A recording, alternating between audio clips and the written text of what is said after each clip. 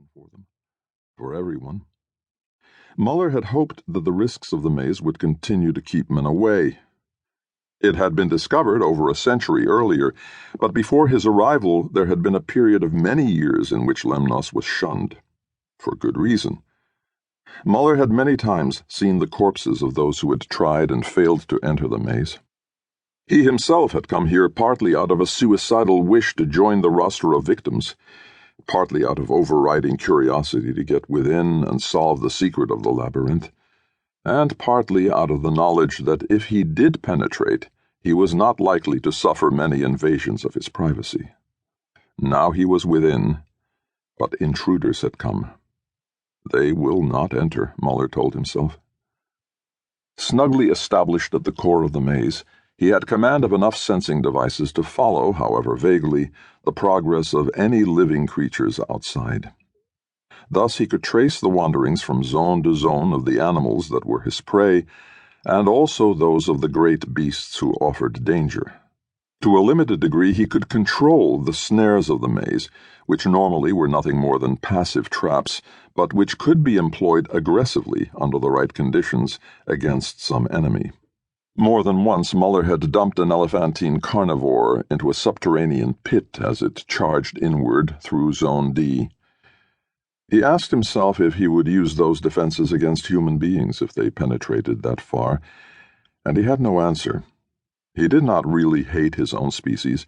He just preferred to be left alone in what passed for peace. He eyed the screens. He occupied a squat hexagonal cell, apparently one of the housing units in the inner city, which was equipped with a wall of viewing tanks.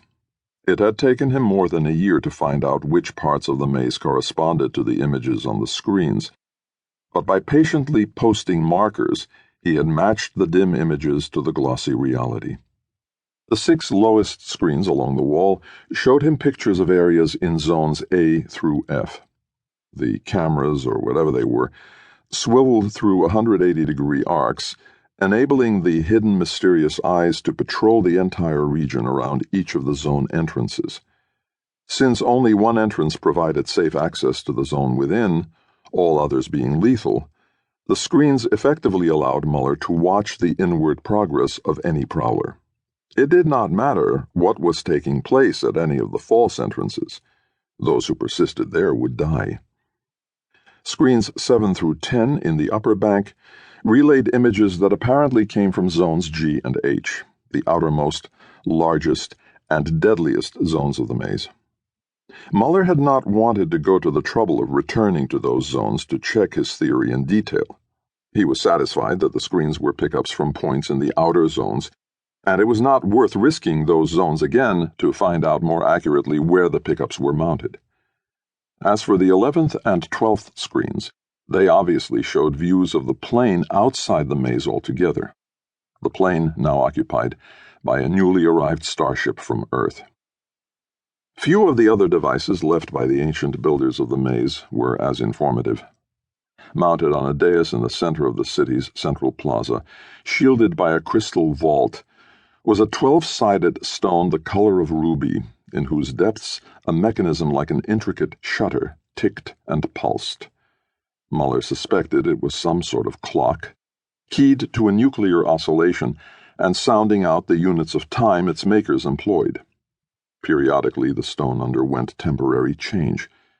Its face turned cloudy, deepened in hue to blue or even black, swung on its mounting.